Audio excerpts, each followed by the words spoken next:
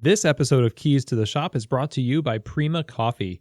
Whether it's espresso machines, manual brewing devices, or general coffee shop needs, they seek to pursue the most innovative coffee products, both domestic and abroad, to offer their customers. Find out more at prima-coffee.com.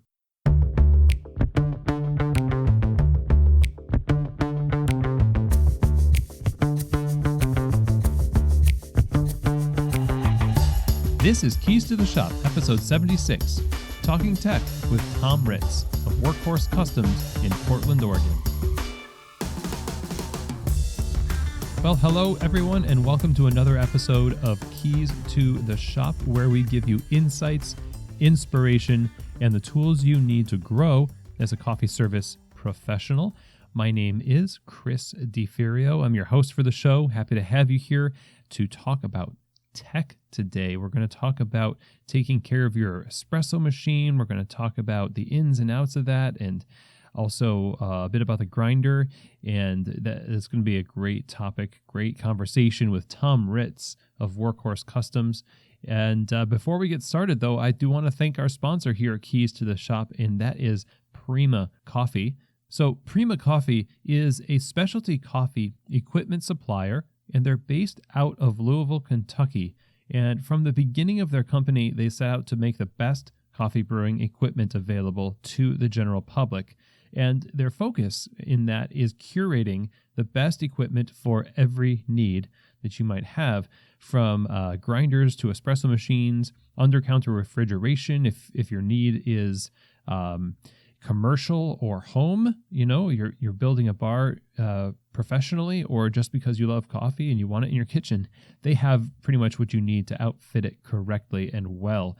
They put a big emphasis on having the expertise to help their customers get the right gear to fit every situation. And all you need to do is go to the website, prima-coffee.com, and take a look at what they have to offer. I'm sure you're going to be impressed, not just by what they sell, but also what they offer alongside it. Great articles written about the equipment and techniques, great videos made teaching you all about the ins and outs of different pieces of equipment. They do a great job there. And if you want to learn more about their company, you can also go to episode 42 of Keys to the Shop, where we interviewed the brand manager, Steve Reinhardt. That was a great episode, and it's all about supplying and selecting equipment. So go to the website, prima-coffee.com, see what they can do for you and your company. And my thanks to Prima for their support of Keys to the Shop and us as an industry for giving us the tools we need to do the jobs well. So now today we are talking about tech, something that unfortunately does not get enough attention until it's too late, that is, until something breaks and we have to call a tech. And preventative maintenance is a huge, huge part of running a successful coffee shop. It is actually one of the keys to the shop, in fact. So this is what we talk about in our conversation today with Tom Ritz, who is the owner of Workhorse Customs in Portland, Oregon. So Tom Ritz grew up around coffee. His father ran a coffee shop and roastery, still does to this day, which means that he was exposed to coffee roasting and barista work very, very young, and has also always had a love for working with his hands, which is no surprise. Over a number of years of working as a barista and in cafes, Tom eventually started to do tech work full time, working for his friend's company and then also for Dapper & Wise in Portland, Oregon, as well as Insomnia Coffee Company. The result of all that experience is that he has been able to start his own company called Workhorse Customs. Workhorse Customs takes old lineas and not only restores them, but it gets them up to date as far as the internal components and everything, and adds some pretty awesome modifications. He tries to create a really amazing espresso machine that's still attainable for the cafe owner who's concerned with performance and aesthetic. And you should definitely visit his website for just beautiful espresso machines. He also still works as a coffee tech and has seen it all. And we get to talk a little bit about that in this conversation, as well as mainly about the preventative maintenance that needs to be done in order to protect one of your most valuable, and in some cases, the most valuable piece of equipment you have in your cafe. Tom does a really great job of breaking down the 4 main areas that we should be focusing on in preventative maintenance that will really save you a lot of headaches and unnecessary calls to techs like himself, where you could just institute some best practices and avoid the headache altogether. So I hope that this interview is helpful for you. I'm excited to kind of focus in on tech exclusively for an episode, which is, I think, one of the first times that we're doing that. So let's get to our tech conversation with Tom Ritz of Workhorse Customs. Well, hello, Tom, and welcome to Keys to the Shop. Howdy, thanks for having me on. I really appreciate it.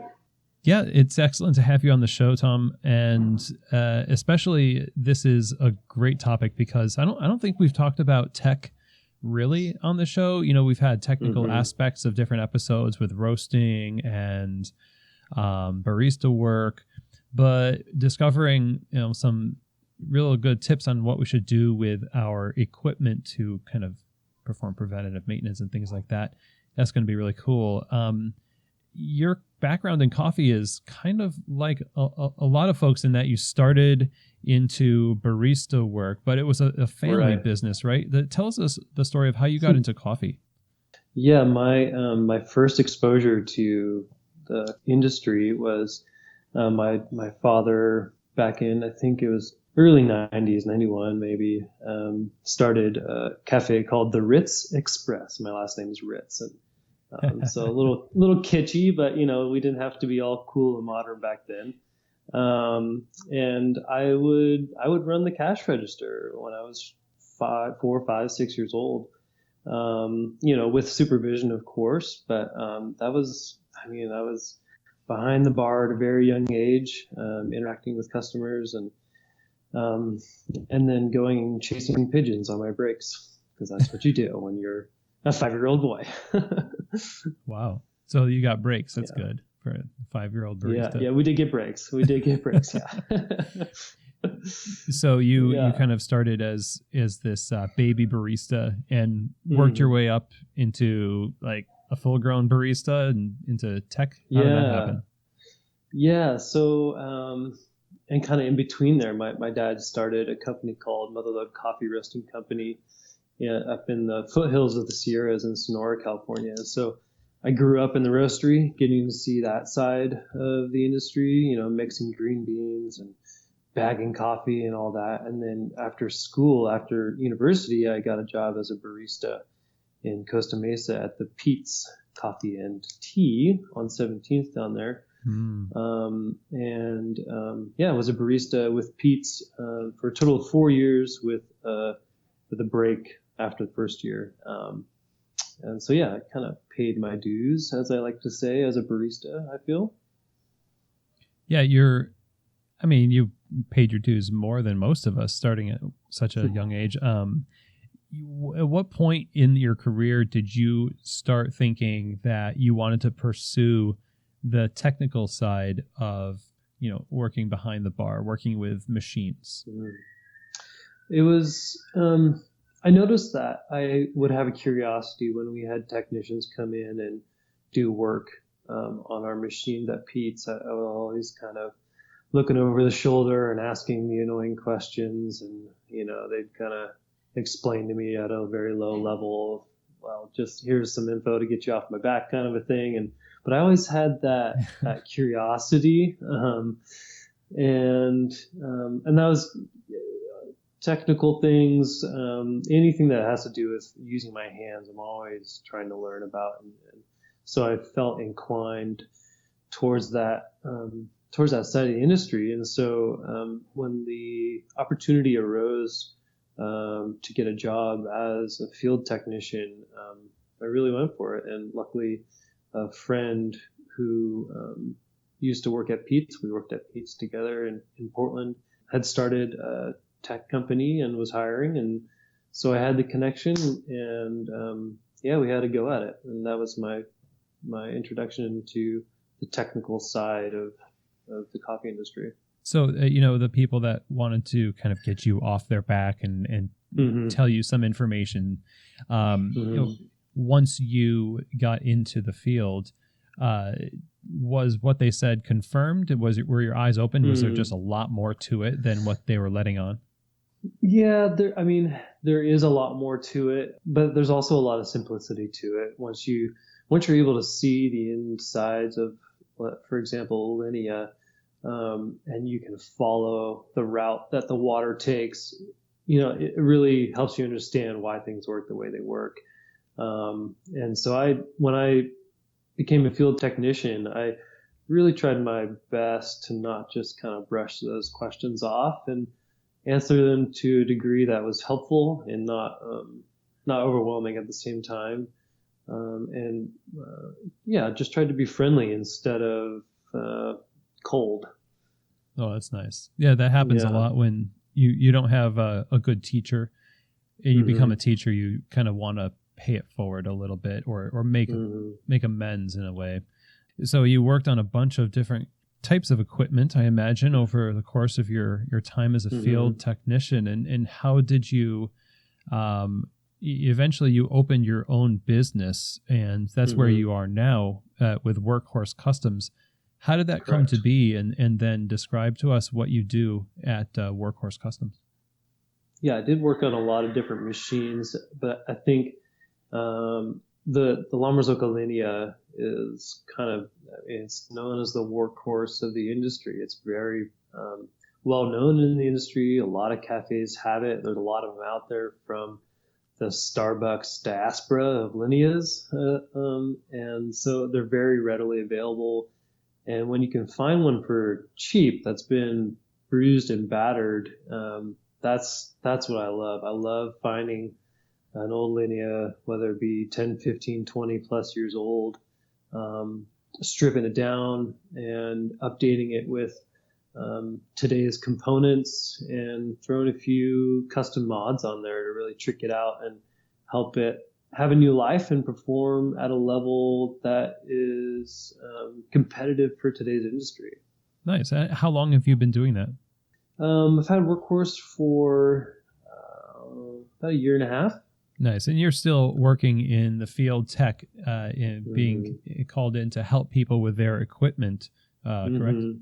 Yeah, I work for Dapper and Wise Roasters here in Portland. Our roastery's out in Hillsboro. Nice. So I'm an in-house tech. I take care of all our equipment, and the two owners, Tyler and Evan, also own 50% of Insomnia Coffee Co. And Insomnia is pushing 11 years now. This spring will be 11 years. So wow. No sleep for 11 years. Yeah, exactly. Oh. It's pretty tiring. I'm so sorry. But so it's a very well established in this part of town, and it's a part of the company that it's a little more of your old school take on coffee, bigger drinks. You got your syrups and whipped cream going pretty consistently, but it's allowed us and resourced us to do amazing things with the company as far as hiring and helping people chase their dreams in coffee, which I'm part of that. Workhorse would not exist without Insomnia Coffee Co. And so to have something that's so sustainable help hold up some other passion projects around this company is a beautiful thing. Awesome. So years in the field as a tech, you've got your own business now, and you have probably seen it all. One of the things that I always enjoy seeing when I'm peering over the shoulder of a tech is the acid bath and the horrible boilers that emerge from different clients. Do you have any examples of things that you've witnessed that are just of shocking and preventable problems that got out of control? I think, as you're talking about descaling boilers, I remember we took apart 2006 Sonessa Syncra, and even before we descaled it with the solution, we were just dumping chunks of. It was like a coral reef had infested this boiler. It was amazing how much junk was in there. And we're just shaking it, and these kind of green rock formations are just falling out, and that was pretty eye-opening to see what water that's not properly treated can do to a machine.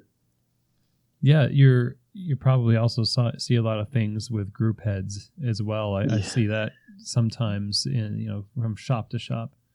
Yeah, it's an interesting thing that such a pivotal little piece of equipment on our machine can get so little attention. I've taken group screens off that are just completely caked with coffee oils and grounds, and you just wonder, how is this even functioning at this point? Or there's some where the screw is completely locked in place, and you kind of have to pull a MacGyver to get the whole apparatus out of there. And it's been, those times are not my favorite. And like I try gaskets that just crumble right out of the machine. That's when people say, "Oh, I've got my gasket just started leaking," and I get there and I'm like, I should have brought a jackhammer to this job. This is crazy, because this gasket is just so caked and cracked and like melded into the group head that I'm sitting there for 20 minutes picking it out. Yeah. This is the fundamentally one of the most important areas on the machine in terms of your most expensive direct trade, whatever lot coffee is literally is sitting in all of that stuff. And it is, I mean, I imagine it's not just the, small guys out there that are doing this. It's maybe some bigger names too. I wouldn't say name names, but right. No, I'm not going to name names, of course not. But I'm friends with a lot of the people in town here. But it was pretty shocking going to some of these places that have a little more fame in the industry and getting behind the bar and seeing, you kind of have this high expectation of like, well, they're so well known, they have great coffee, their espresso is spot on. And getting back there and seeing kind of the low standard of preventative maintenance and cleanliness was, it was a little, I almost want to say off-putting, or a little, I don't know, dampening. Like you just thought like this was the prize of the industry here in Portland, and now you kind of have this backdoor to see, well, maybe not so much. Yeah. Well, everything behind the curtain is a little less rosy, I guess. I guess so, yeah. But in all, it seems like this cognitive dissonance between like, we know we should take care of our equipment, but then we get busy and we either forget or we stop learning, or maybe we compensate. Like the rise of, extra vanilla might be correlated directly to the rise of, caked on coffee in your your group screen. Right. So why are people forgetting to do this, or maybe ignoring? Why don't people know how to do this? I think it's a tough question. It's multifaceted, probably. I think it's hard for a lot of owners or managers to remember to think about their machine this way. Espresso machines are pretty resilient and will work to varying degrees under a lot of different stressors. So espresso machines don't really show signs of breakdown until it's almost too late. And so this whole idea of preventative maintenance can seem a little phony to a lot of people. And so maybe they don't do it because of the fear of messing up one of their most valuable pieces of equipment. Maybe it's a lack of desire to know what to do, when to do it. And maybe they just don't know where to find the resources on how to and when to. When I first got into it, it was daunting and it was intimidating to, put some stainless steel or, mess with stainless steel with your screwdrivers and your picks. And, this is a X $1,000 machine. And so it's intimidating, but, I encourage managers and owners if they don't feel comfortable doing these things, to resource themselves so that they do feel comfortable and take some learning into their own hands. And because really, when it gets to it, these things can be really simple. Do you think that maybe it's the siloing of information like you experienced when you asked questions about tech issues that there wasn't really any forthcoming answers? Is it maybe people feel that, well, I need to have somebody who's technical do it and I can't afford it, so I'm not even going to pursue it? Yeah, there's probably definitely some of that. And that is true on, for a lot of things that can go on with a machine, a technician is needed, right? Mm-hmm. But for a lot of routine preventative maintenance things, anybody can really do it that has any inclination of how to use a screwdriver and a pick. Tom, the customers aren't complaining. That's the thing. In fact, you said yourself, the espresso is spot on at these places, and it tastes good. So if somebody listening to us talk about this is saying, well, I had a shot today, and I don't really pay as much attention as it sounds like they're going to suggest I do, it tasted fine to me. What do you say to the person who's just kind of playing the devil's advocate for it's not such a big deal? Right. It's hard. When somebody's mindset is like that, it's hard to change. That was something that we ran up against when I was with the company that did field work here in Portland. It was hard to sell preventative maintenance. We tried all these different levels of packages and this and that, and a few companies really bought into it, but for the most part, people they didn't see the value. So it was hard. One of the selling points is like, well, if you keep up on your preventative maintenance, then you really lower the risk factor for having an emergency visit from me, and that's going to cost you big time bucks. Because if it happens on a Sunday morning, I'm going to be charging you for happening on a Sunday morning. Sure. I don't know. As far as tasting good, the espresso machine. So your screens and your filter baskets, they break down on such a slow rate that it's hard. It's kind of like what's that picture where the frog doesn't know it's in boiling water until it's too late, kind of a thing. Where, sure. These things degrade such a slow rate that maybe you're not noticing the lack of consistency and taste profile that you're looking for. But maybe do a comparison. Maybe do a PM on one group head and leave your other group head like you've had it for months and see what you find. I don't know that your taste buds are going to be able to, find a massive difference. But there's so many variables there that I think it's worth keeping up on a preventative maintenance. The machine really appreciates it. I know that much at least. I know for me, I always loved to taste espresso side by side with baristas. Clean one side, don't clean the other. Just a little bit of that silt residing on the inside comes out like 30 seconds after you tasted the first sip. It just kind of starts to come out on the back of the palate, for me at least. Yeah. There's some kind of a difference, and you can taste it. So For okay, sure. like we need to take care of our machines, and we maybe are feeling guilty for not doing it as much. I hope not. I'm not making people feel guilty. I hope I'm making people feel inspired. Inspired to stop feeling guilty, so do something about it. So let's get into some practicalities here, because there are things that we can do without being, techs necessarily, that can be done in the shop. Either an owner, or manager, or barista can do these things. And you've got 4 things that you feel are super important for us to focus on and do regularly. So let's start with the first thing. What is the first thing here? Mm-hmm. I think the biggest thing that my first question when I get a call is, well, have you changed your water filter recently? And there's usually silence on the other end of the line. And then they go, well, where's my water filter?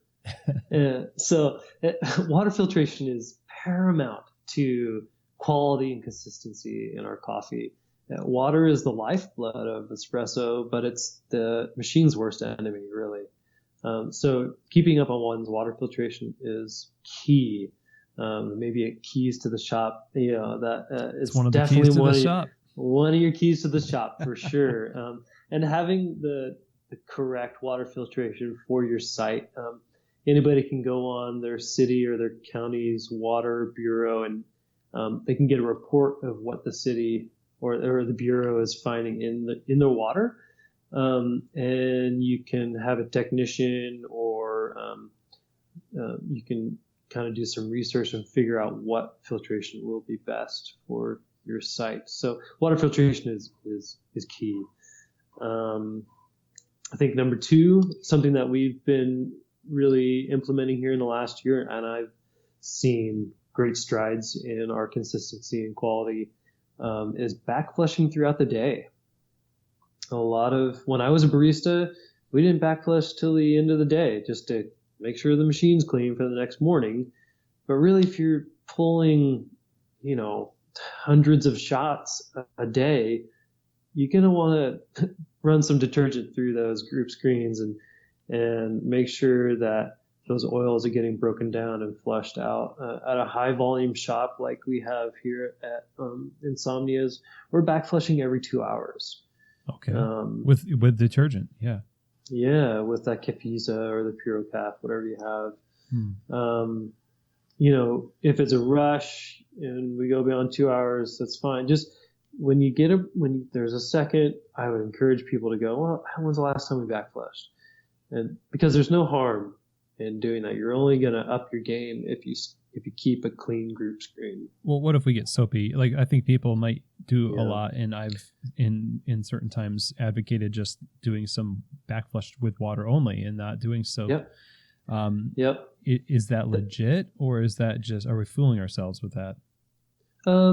I think that no. I mean, if that's what you can do that. If you've had a rush for the last 3 or 4 hours and you just need to put some water through there, do that. If you don't have time to do the full, what I think is a standard 10 and 10, 10 seconds on, 10 seconds off, 10 times, then maybe just do a little bit of detergent and do what you can, I think that back flushing to any degree throughout the day will be a benefit. But make sure you're doing it properly. I think a lower volume shop can get away with maybe once or twice between open and close. But if people are looking for that consistency and that keeping that high quality, that's one of the ways we can achieve that. Something that, before we get to this next one, that strikes me is this is a management issue too. It's like a people management issue, because the question in the mind of a manager or an owner is, well, I can't train how can I train everyone to back flush properly without leaving soap in there? So maybe there's a cost involved in terms of how much investment of time and energy is involved in making sure everybody is back flushing the proper way with soap without getting soapy shots. Right. Yeah, that's a good point. I think training is one of the most expensive pieces of running a coffee shop, because you're hiring somebody on and they're not even producing revenue yet, and you're having to pay them and pay for materials, right? So I understand that. But if we're concerned about the cost of training, then maybe we need to reassess some priorities, because if we're running a coffee shop, our priority should be keeping high quality espresso and drip coffee. And So it doesn't take, just about anybody can learn how to backflush a group head. It doesn't take that a whole lot of time. You can do it on site, on the job, during the day. Most shops have a little bit of downtime here and there. So have your leads or your person in charge teach your baristas. So that's one of the things that drives me nuts, is when knowledge is held too closely in this industry. So we here at Insomnia, we have a timer that's dedicated to backflushing. So every 2 hours, that timer goes off. And it's a little reminder to say, oh, who's okay, you got it, and we get it done. Good. Yeah. Nice. Just get a system that supports it, right? Yep. Nice. And I think that it's going to apply to all of these things. You can't really do them consistently without that. So what's the third thing that we should be focusing on? My friend and mentor, Terry Z, who has been in the industry for decades, and love me some Terry Z. He's he's done everything right. Yeah. And he's been such a resource for me, starting up Workhorse and being a field technician. He's one of those people that I can reach out to and go, okay, this is weird. How would you go about this? And he's always there for me. And one of the things one of his mantras, and he has a few if you know him, but one of them that I really latched onto is simple. It's baskets, gaskets, screens, and screws. And it's just that consistency, that and if you say it with a rhythm, it kind of rolls off the tongue. It's kind of fun to say, and it's catchy. So easy to remember: baskets, gaskets, screens, and screws. Lots of people will change their gaskets and screens, but they look at their screws and they go, "Oh, that's fine. I'll reuse a screw." And their baskets. Well, changing your baskets, gaskets, screens, and screws all at the same time on a regular basis will create consistency in high quality espresso, right? Mm-hmm. So at least it'll help too. It's I think of them as so we have this chain, right? We like to talk about the chain in coffee from farmer to table. Every link is important, from processing the green coffee to storage to roasting. So all these links, right? Well, these 4 little things are mini links in the big chain. And if these 4 little links aren't strong and holding together well and helping to create that consistency, then the whole chain is compromised. And one of probably the most overworked piece of this chain would be the baskets. People overwork their baskets because they look at them and they go, well, they're, I can't see any reason to replace this. There's no visual damage. But I mean, we're talking about, this is the filter. This is the last piece that our coffee touches before it goes in the cup. It's extremely important to take care of our baskets and make sure that we aren't using old baskets, that we're not using compromised baskets that have holes that are blowing out. I mean, we're putting the baskets under extreme pressure and heat time and time again. I mean, on a sometimes minute by minute basis. So these things are important to change on a regular basis. And it's going to help ensure proper extraction for time and time again. So what is it that I should be looking at with when I look underneath an espresso machine group head and I take a poke at the gasket, or or I put the basket on the counter? What am I looking for with these things that are signs like, yep, it looks like we need to do this more frequently, or it needs to be done now? Well, it's tough because if we wait to see the signs, I would argue that it's too late. If your basket is showing signs of wear and they're visible, how long has it actually been compromised? How long have you, because not everything's going to be visible to the human eye. So I would say if you see any dents in your basket, if you see any one hole that looks bigger than all the others, I mean, it's been time to replace that basket for X amount of weeks. Who knows? If your gasket, I would argue, don't wait till your gaskets start leaking, because then you're in a spot where, I've got a leaky gasket. If you don't have any on hand, you're down a group head. If you don't want if you don't want watery espresso, you're down a group head till a technician can come in and for 5 minutes and replace your gasket. So I think that's what I'm trying to talk about here in preventative maintenance, is that baskets, gaskets, screens, and screws, the kind of the rule of thumb is every 3 months. And I would say do it before you see signs of wear and tear. I mean, if we're really trying to up our game and hold a high standard for consistency, then we shouldn't be waiting till it fails. Yeah, that's a good point. I mean, if you can't remember when the last time it ever happened, you probably just could change them all and then start keeping track. But for a lot of people, I feel like there's this, I don't know, I'll play a devil's advocate here to say that we can go by recipes. And if we're getting the output that we want from our machines, or volumetric machines, like there's good ways to use volumetrics and bad ways. You know, maybe sometimes the adherence to a strict set of numbers would prevent us from ever noticing that our shots are channeling, especially if you're not using bottomless portafilters. You really can't see it that much. If you're super busy and you're putting your shot, your portafilter spouts into a 16-ounce cup directly. So maybe people are just kind of pushing it too far, because the quality control aspect of the espresso needs to be upped as well. Yeah, I would agree. And I think probably the biggest inhibitor is cost.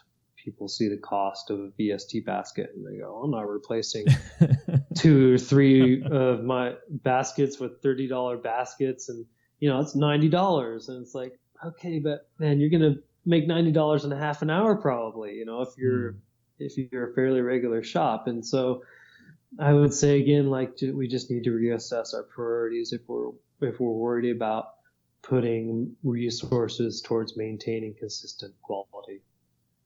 So yeah, we need to be a little bit more aware of our espresso and bite the bullet. Do the baskets, gaskets, screens, and screws mantra. Thanks, Terry Z. Yep. And the fourth thing here is also very critical. And what is that? I would say change your burrs in your grinder, whether it be your espresso grinder or your bulk coffee grinder, your drip coffee grinder. Like, your burrs need to be changed, and those are another expensive piece that people go, well, I'm just going to run it till it dies, until my motor locks up, and then you're really in trouble. So I think that changing your burrs is essential to, I'm going to keep saying this, like, consistent quality over and over again. And this one can be a little more physically, or maybe physically challenging, but also, it might take some coaching by somebody who's done it before to change your burrs. It can be a little intimidating to pop a hopper off and pop the lid off and get in there and stick a screwdriver into a motor. And it's a little intimidating, but it's straightforward enough that I think anybody who is dedicated to their shop, the manager or the owner, should pull aside and teach how to do it. And it gets back to that hoarding information in this industry drives me nuts. So teach your baristas or your leads how to change burrs. And it's something that can be easily researched. A lot of the manufacturers have resources online, whether it be videos or PDFs of how to change your burrs. So each burr and disc set have a rated, they're rated for a certain volume of grinding. So you can find out what that is and compare that to how much espresso you're putting through that grinder, or how much drip coffee you're brewing with that grinder, and get a schedule, get a system, and be on top of that. It's another link in that chain that really we don't want to wait until it fails, because then we're compromising the entire chain, right? Right. And getting it off the machine when it's compromised is super difficult. Yeah. Or if you're not sure about how to do it, and you cross thread something, right? like you as a tech, I'm sure would help people learn how to do it. Oh yeah.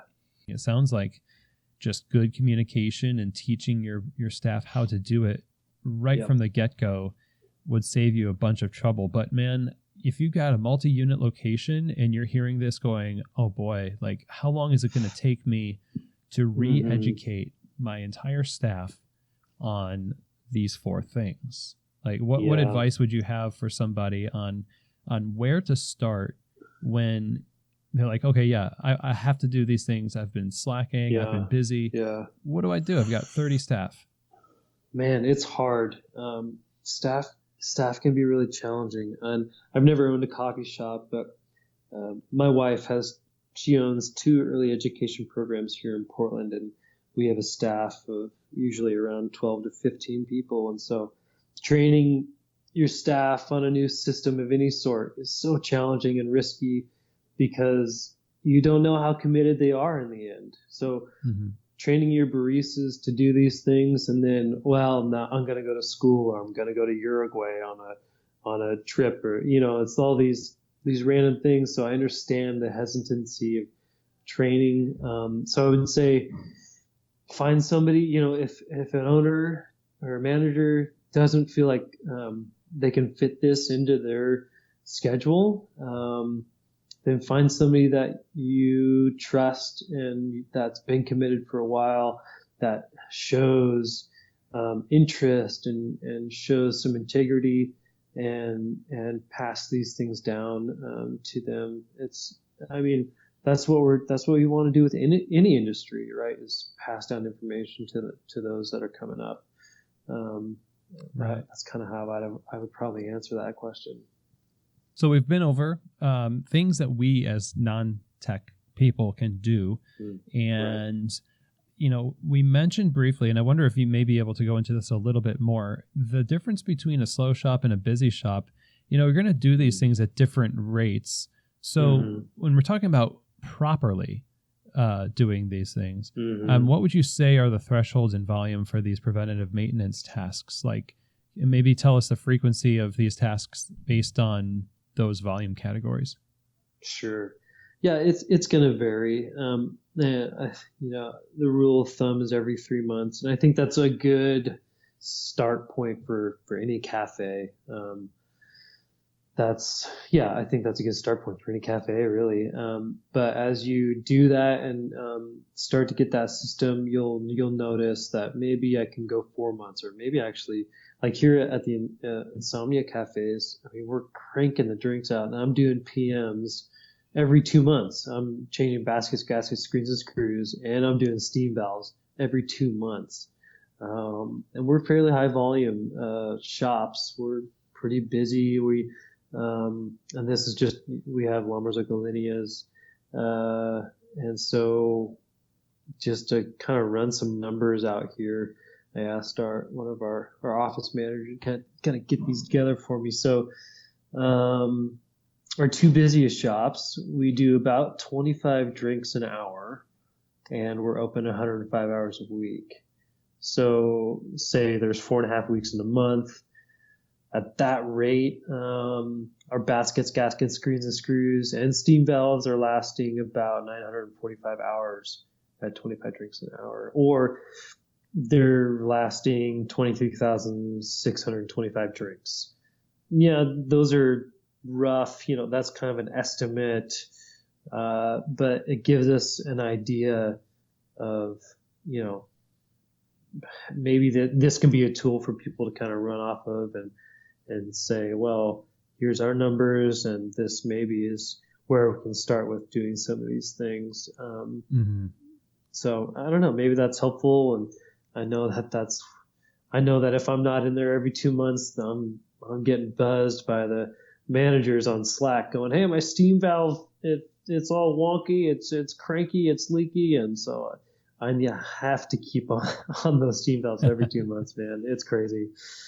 Yeah, that's kind of bringing us to the next thing here. But this is really helpful, I think, because people need to have a starting place. Every 2 months sounds like a good place to start. At least where you're going into your stores. And obviously, I think you would say, better to be more frequent than not. As much as you can afford, and maybe don't do it like every month if you're just starting. No. Yeah. I would say, when I started working here, I went for every 3 months because that's what you do, but it just wasn't lasting. So I bumped it, I do every 2 months, and it's a good system for us. So, life's all about trying things and learning from what doesn't work, right? So That's right. So speaking of trying things and maybe things that you shouldn't try, training your staff on how to replace a steam valve may be one of those things. And that's kind of where I want to go here is like, what should we do? What are the tasks that we should call a tech for, and why is that important for us to know? Yeah, I think, I want to empower people to be able to do what they can do safely without harming them or their equipment. And so really anything beyond the gaskets, baskets, screws, and screws, I would argue is tech worthy. Unless you have an owner that's really savvy, who knows how to turn a wrench. Maybe they can take some classes up at La Marzocco or Sonesso or wherever they, if they feel savvy, then I would say do your research and get learned. But if not, anything beyond the baskets, gaskets, screens, and screws is tech worthy, I would argue. And I would say, like, if we're doing the every 3 months PM work, that means the owner, the manager is changing these things. So they're doing that work every 6 months because they want the technician should be coming in then to do more in-depth preventative maintenance work twice a year. So all in, your baskets, gaskets, screens, and screws get changed 4 times a year, but your technician does that the 2 times that he or she comes in, along with other things that break down over time in your machine that is tech level stuff. I feel like this also comes down to budgeting, right? Like if you put aside money to pay a tech to come do these things, and then should we have just all of this like a year's worth of material on hand for these things we can do? Yeah, I think so. I mean, I think that's not too much to ask. Buying baskets is probably going to be the most cost prohibitive. So we use BST baskets here at Dapper and Wise and Insomnias and for wholesale accounts, and I'm buying those. If you buy this from VST and you get at least 30, they give you a discount. So I'm buying in bulk, and I buy about every 9 months.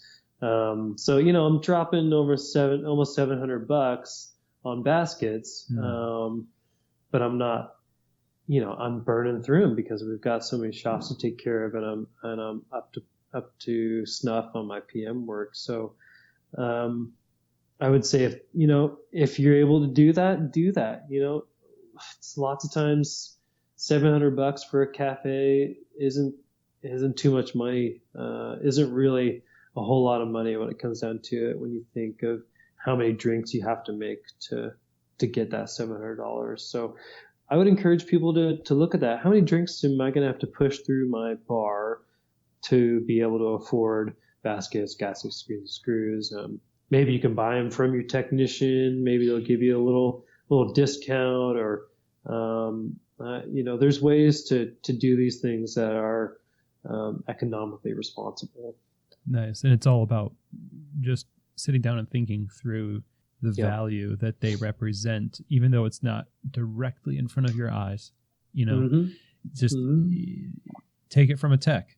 It's super important. And I'm sure any tech worth their salt would probably say the same thing.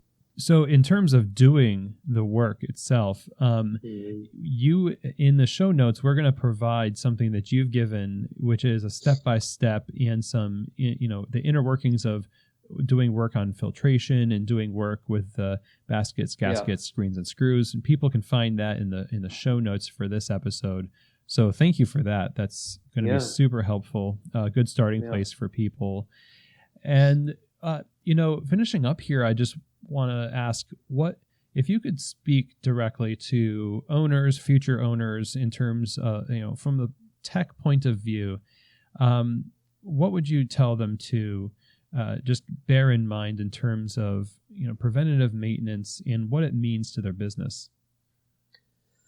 Man, if I had a platform, this would, I think, if somebody's opening up a new shop, especially if somebody's opening up a new shop, I always ask them, well, what about water filtration?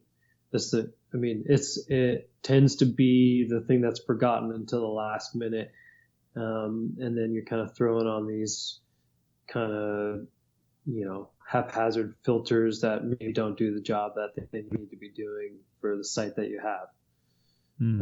So I would say if you have good, proper water filtration on site, you're going to do yourself a lot of good in the long run, with helping to keep your machines healthy and functioning and lowering your risk factor for big technician bills down the road. And you're also going to help yourself keep that consistent quality chain. That's extremely important. Yeah.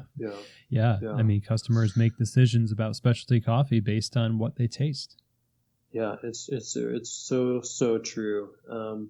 And I would encourage anybody who's half inclined to turn a screwdriver to teach themselves how to do this stuff. It's pretty simple. Have patience with yourself. You're going to make mistakes, and that's okay. The group head itself is pretty sturdy. The older ones are brass, but a lot of the newer ones are stainless steel, and they're pretty resilient. So putting a pickup in there is not going to do much damage. So I would just encourage people to be brave and be smart, be careful. Because there is a bit of danger in there that those group heads are hot, but yeah, just I would say see what you can do, see what you're comfortable with, and then learn about what you're not comfortable with, and learn how to do it well. Nice. This is awesome. How can we get a hold of you and find out more about Workhorse Customs? Yeah, you can email me if you're curious about what more about Workhorse does, and if you're looking for a machine, I'd be happy to help source that for you. I have relationships with a lot of the manufacturers that we like to talk about. So if you're looking to get sourced with equipment, hit me up at tom@workhorsecustoms.co. You can also find me on Instagram at Workhorse Customs, or I have my one I use most of the time is Coffee Tech Tom. It's kind of just a low key, fun tech pictures, but that's where they can find me. Great. So this has just been great to talk about and get out there. I know that this information is helping a lot of people right now. Super glad that you joined us on the show to talk about it. It was really a great time. Thank you, man. Yeah, it was such an honor. And I hope that people can take this information and use it to whatever degree is helpful. And any other techs out there that think I'm wildly off base, let's have a conversation. Yeah. Sweet. Thank you so much, man. Yeah. Thanks for having me. It was such a pleasure. Well, in this conversation, I think it boils down to something really simple, which is the value of preventative maintenance in setting up a system that is preemptive in taking care of your equipment. It just can't be overstated.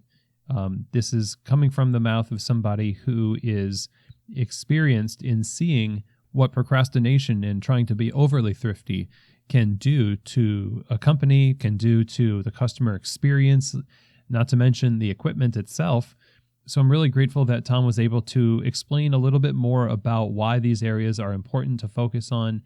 And I would encourage all of you to take a look at your program that you've got in place. Maybe you have a really stellar program, but in my experience, and I bet in the experience of Tom as well, is there is a lot of room for growth in the industry. Changing your filters, getting a schedule, and there is, I know, a lot of false starts when it comes to this. So somebody feels some urging, some nudging that, yeah, we really should have a program for back flushing more often or changing the gaskets more often, and somebody makes a spreadsheet about it or a calendar, but then life gets busy and it falls by the wayside. And when that happens, it's easier to ignore it later because we tried, it didn't work. I would encourage you, pick it back up again, get more buy-in from the staff, build some supports and accountability around it, make it a really big deal until it becomes habit, until it really sinks in to a point where it is just thought of as, this is just the way we do it at this cafe, and it would feel wrong to not do it. I think that's the sweet spot for a lot of this stuff is, you know, that feeling you get when you're about to lock the door after a close and you feel like you've missed something and you walk back in and you realize that you forgot to rinse one of the urns out. For whatever reason, you didn't know what it was. That's the same kind of feeling you want to have if you skip the back flush every 2 hours, if you choose to do something like that. Making it a normal part of operations is probably the key to making it stick.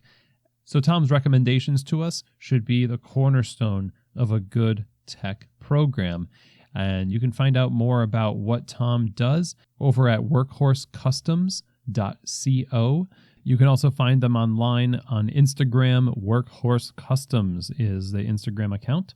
So my thanks to Tom for coming on the show and shedding some light on these really, really important topics. I know that it is going to make our operations better, cleaner, and less likely to explode and cause an emergency.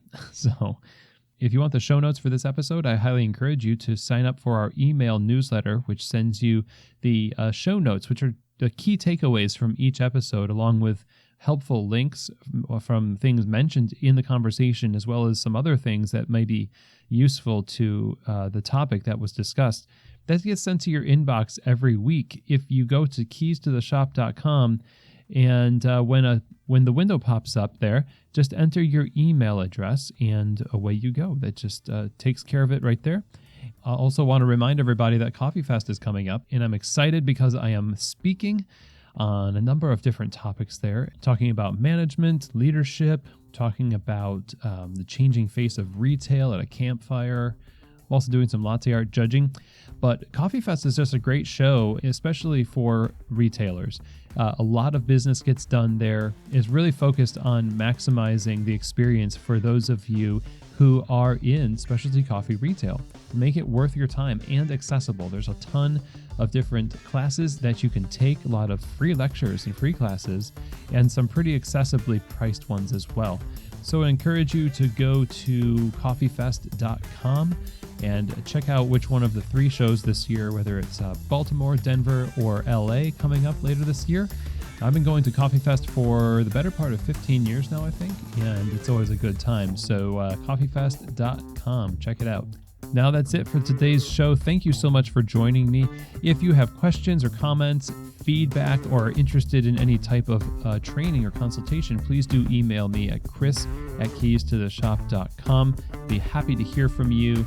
And I'm just really grateful for all of you listening to the show.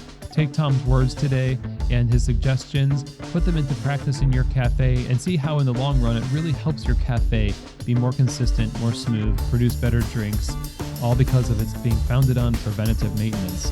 And as always, I hope that this episode has truly given you keys to the shop.